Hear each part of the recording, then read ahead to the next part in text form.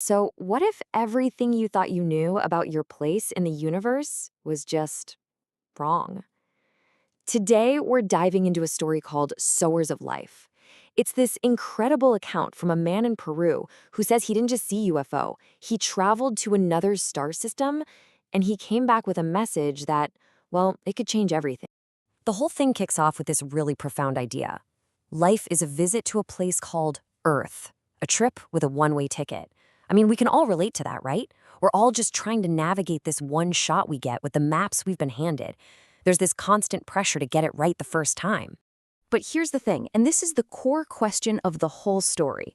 What if the map we're all using is just wrong? What if the path that society has laid out for us is actually leading us somewhere we don't want to go? Well, this story is about someone who was handed a completely different map.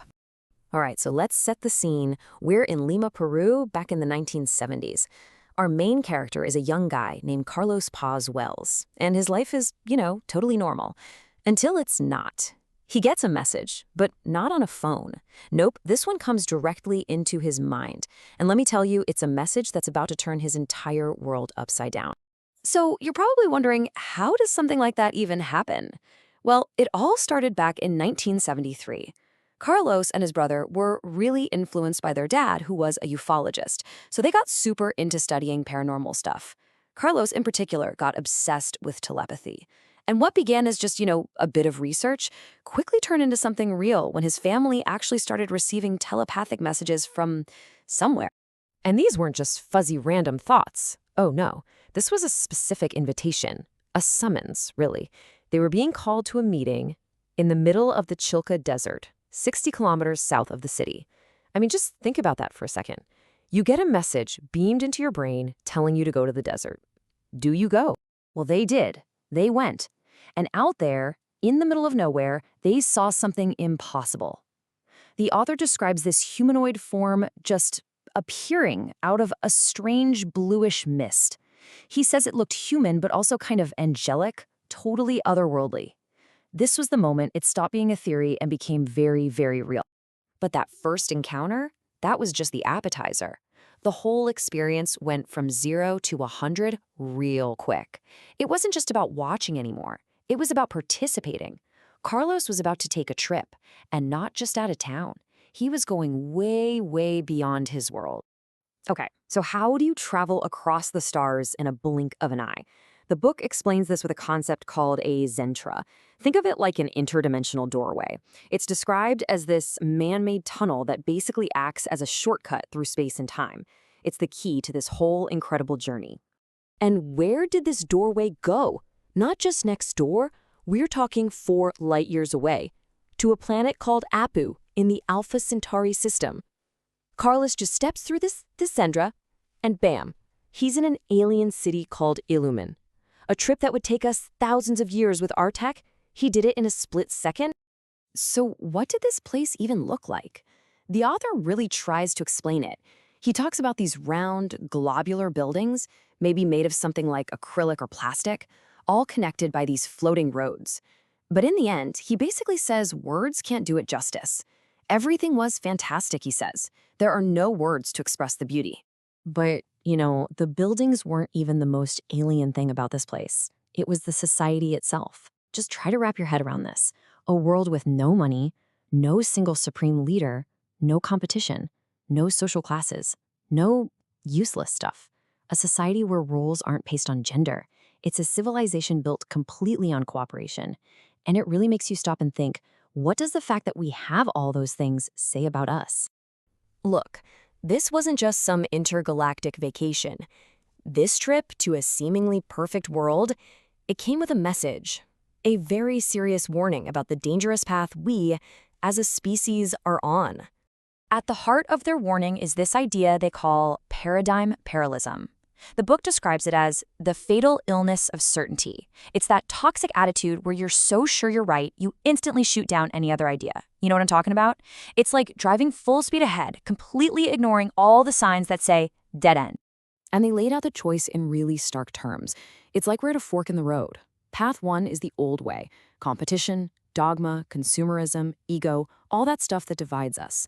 Path 2 is a new way of thinking. cooperation, objectivity, purpose, unity. The message was crystal clear. The path we're on now, it's a dead end. And then they dropped this bombshell, a really harsh, controversial take on our history.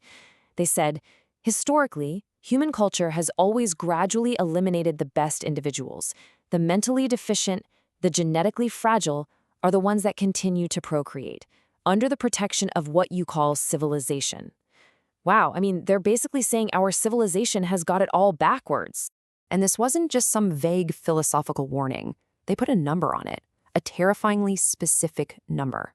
They calculated that if we keep destroying the planet at our current rate, especially the stuff in the ocean that makes our oxygen, we could completely run out in less than 1,500 years. That's it. Game over. So you'd think with a message that urgent, the story would be about them saving the world, right? Well, this is where things take a turn. The biggest threat they faced wasn't from outer space. It came from right here, from inside. What happened was they went public. The media got a hold of the story, and they blew up. They became a sensation overnight. And suddenly, this deep, important mission of discovery, it just turned into entertainment. The whole point was getting buried under all the hype. And Carlos himself admits it. He completely owns up to his ego getting the best of him. He says, "I had felt I was powerful, a guru, chosen. How stupid I had been all that time." That's a pretty brutal self-assessment. He's basically saying the fame went straight to his head, and he got lost. And then, things got even worse. The contacts stopped. The phenomena vanished. And at his absolute lowest point, this awful doubt started to creep in. Was any of it even real? Or was he just some kind of guinea pig in a big alien experiment to see how humans react under pressure? This wasn't a quick crisis either. This was a long, painful spiral. In 1976, he literally runs away to Brazil to get away from the sensationalism in Peru. 2 years later, with no contact and his group falling apart, he feels totally alone, his so-called power completely gone. And then for almost 3 years, he just stops. He cuts himself off from all of it to try and figure out what on earth just happened. And you know what? It was in that total silence, after hitting rock bottom, that he finally got it. The whole incredible thing, the messages, the desert, the journey to another planet. It was never actually about meeting aliens. This was the real takeaway. Step 1. The goal was never to meet them. Step 2. It was to become more like them. Step 3. To become sowers of a new life. See, the contact was just the spark. The real mission, the whole point, was for us to see a different way of being, and then start planting the seeds for that new reality right here. And that's where the book leaves us, with this really pointed question.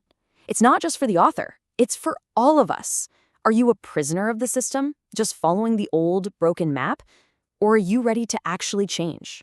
Ready to start that journey inward?